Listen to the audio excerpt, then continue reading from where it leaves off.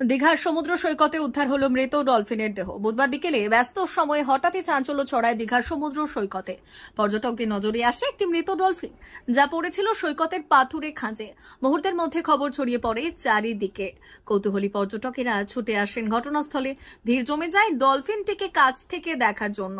খবর পেয়ে দ্রুত ঘটনাস্থলে পৌঁছয় বন দপ্তর। বনকর্মীরা মৃত ডলফিনটিকে উদ্ধার করে।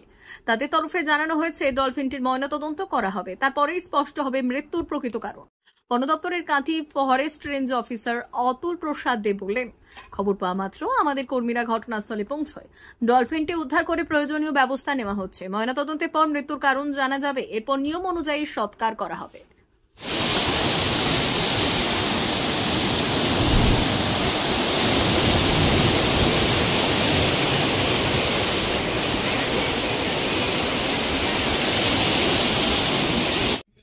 ভালো লাগলো, যদি ডলফিনটা মরে গিয়েছে ওটা খারাপ লাগলো। বেঁচে থাকতে তো ভালো লাগলো।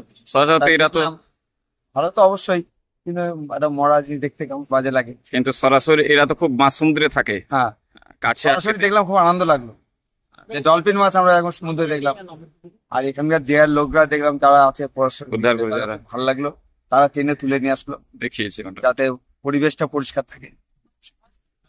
কি ঘটনা দেখা গেল আজকে?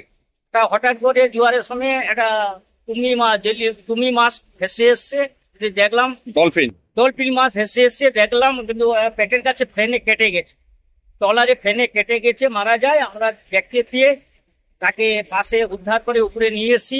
আবার জোয়ার এসে চলে যাবে জন্য আমরা কাছে তুলে লম্বা হবে এটি? হ্যাঁ, লম্বা হবে থেকে কাছাকাছি 5.5-6 হাত হবে ওজন হবে, মানে থেকে 60 থেকে 65 কেজি ওজন হবে। এগুলো তো সাধারণত কাছাকাছি দেখা যায় না, এগুলো কোথায় থাকে? ভাগ্যতে দেখা যায় না। শীতের সময় দীঘায় সমুদ্রে ঠান্ডা ও শীতের সময় দেখা যায়, কিন্তু গরমকালে দেখা যায় না।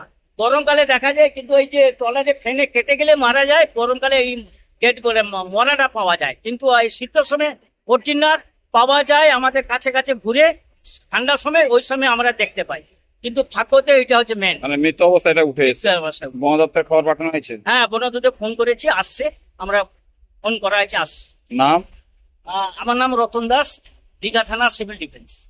ভারত সরকারের এনসিভিটি ও পশ্চিমবঙ্গ সরকারের WBSCVT অ্যান্ড DIT অনুমোদিত 10 গ্রাম অনুরণ প্রাইভেট ITI। আপনি কি কারিগরি শিক্ষায় বিশেষ প্রশিক্ষণ নিতে চান? কারিগরি শিক্ষার একমাত্র বিশ্বস্ত প্রতিষ্ঠান 10 গ্রাম অনুরণ প্রাইভেট ITI, 10 গ্রাম, সবং, পশ্চিম মেদিনীপুর। আমাদের এখানে ইলেকট্রিশিয়ান, ফিটার, সার্ভেয়ার এবং হেলথ স্যানিটারি ইন্সপেক্টরের কোর্স যত্ন সহকারে করানো হয়। ভর্তি চলছে। ভর্তি হতে আজই আসুন আমাদের 10 গ্রাম অনুরণ ITI-তে। মাত্র 2 বছরে ইলেকট্রিশিয়ান, ফিটার, সার্ভেয়ার এবং 1 বছরে হেলথ স্যানিটারি ইন্সপেক্টর কোর্স করানো হয়। এখানে প্রশিক্ষণ শেষে পেয়ে যাবেন 100% জব গ্যারান্টি। আমাদের ITI এর বিশেষত্বগুলি হলো স্বল্প ভর্তি ফিস, উন্নত প্রযুক্তিযুক্ত ল্যাব ও অভিজ্ঞ অধ্যাপক মণ্ডলী দ্বারা থিওরি ও প্র্যাকটিক্যাল ক্লাসের সুবিধে, প্রশিক্ষণের জন্য বিশেষ ল্যাব ও ওয়ার্কশপ, ST, SC, OBC এবং সংখ্যালঘু ছাত্রছাত্রীদের জন্য পশ্চিমবঙ্গ সরকারের স্কলারশিপের ব্যবস্থা। সার্ভেয়ার কোর্সের সাথে অটোকেট করানো হয়। অত্যাধুনিক শীততাপ নিয়ন্ত্রিত কম্পিউটার ল্যাব ও প্রজেক্টরের মাধ্যমে ক্লাসের সুবিধে। তবে আর দেরি কেন?